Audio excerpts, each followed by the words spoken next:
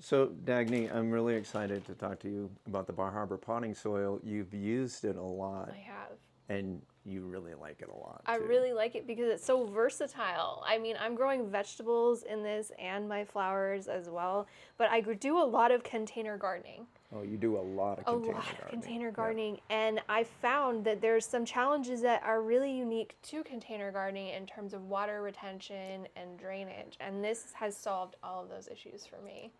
So tell me how, those types of issues, and do you find that it drains properly, but it also holds on? It's like it's balanced, right? It's very balanced, yeah, because we can have issues with root rot, but we can also have issues with soil becoming hydrophobic and not Yes. holding water well at all. That happens to me with pretty much every other potting mix that I've tried, honestly, because I'm trying to do deep watering. So I water less often, and that can cause the soil to dry out on the surface. But I Yes. don't have that issue with this potting mix.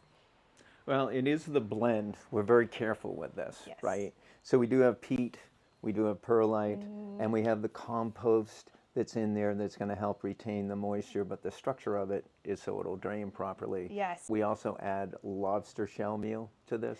Right. So there's a nice little nitrogen burst in there that's going to help feed the plants too.